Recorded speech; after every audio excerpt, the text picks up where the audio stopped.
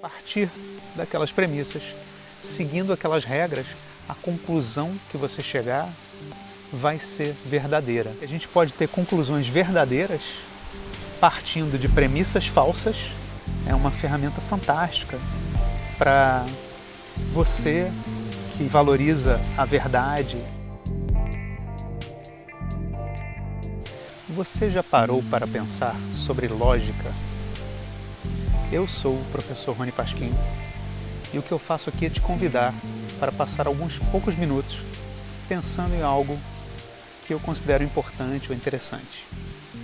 Para começar, eu vou te convidar, se você quiser, para ajudar a estar presente e internalizar bem o que a gente está conversando, eu vou te convidar a parar e respirar 3 vezes comigo. Inspirar, expirar.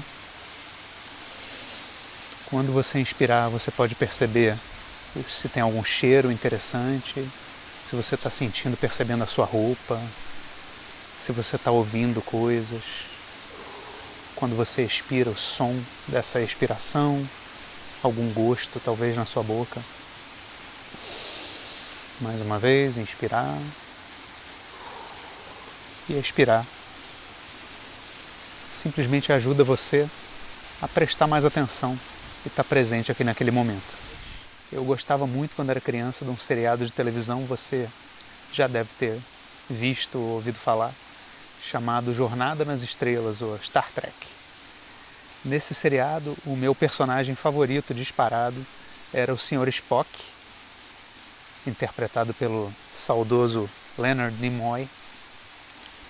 E ele era de uma cultura em que eles valorizavam muito mais a lógica do que as emoções.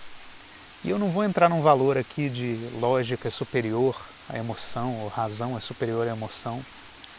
Eu acho que tudo é parte de um conjunto que deve ser considerado. A lógica ela é um processo de você partir de determinadas premissas ou fatos, seguir regras bem estruturadas e chegar em conclusões.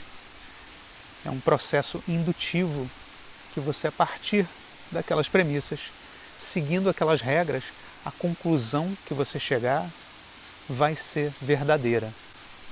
Então, uma maneira estruturada da gente conseguir determinar o que é verdade. Um exemplo disso pode ser: toda folha é verde, isso aqui é uma folha, logo isso é verde. E eu posso verificar isso de acordo com evidências. Por exemplo, eu posso pegar aqui uma folha e verifiquei.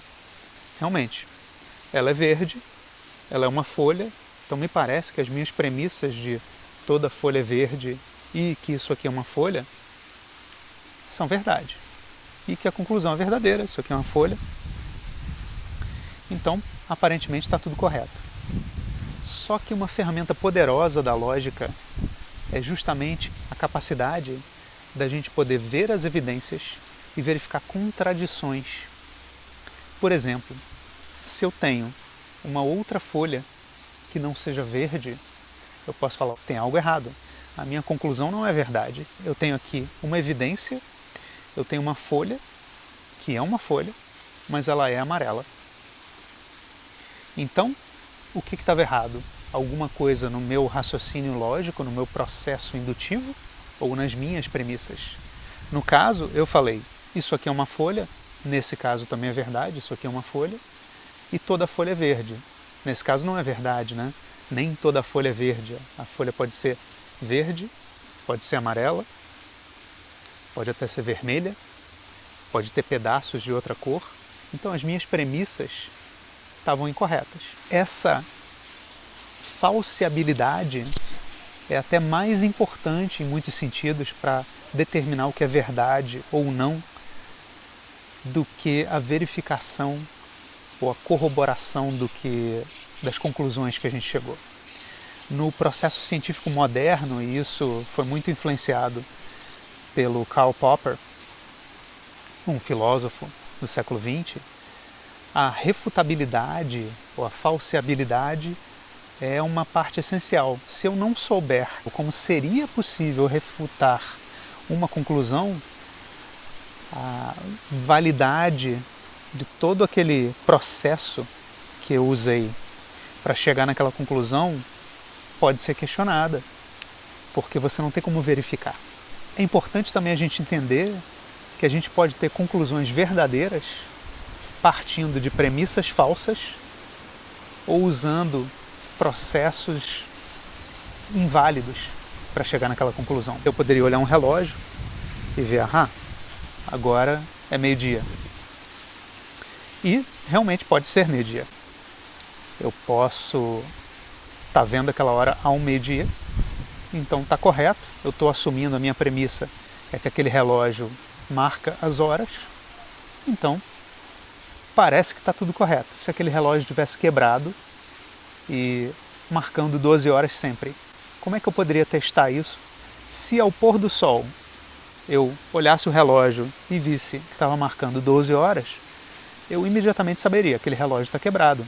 Então a minha premissa de que aquele relógio marca as horas estaria incorreta. Minha conclusão pode até ser verdadeira. Naquela hora lá atrás que eu olhei e era meio-dia, aquela conclusão era verdadeira. Mas a premissa que eu usei era inválida. Então eu não posso afirmar que aquela conclusão é verdadeira baseada naquele processo ou naquelas premissas.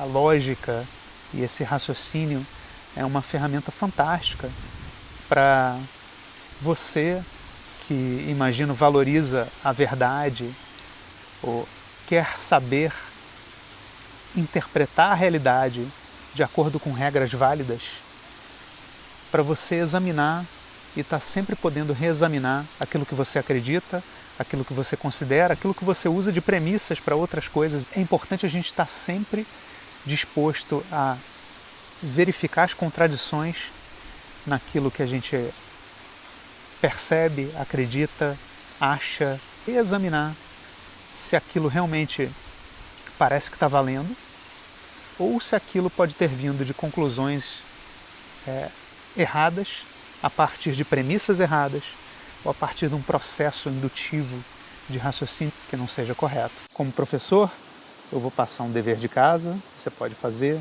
ou não fazer, é a sua escolha.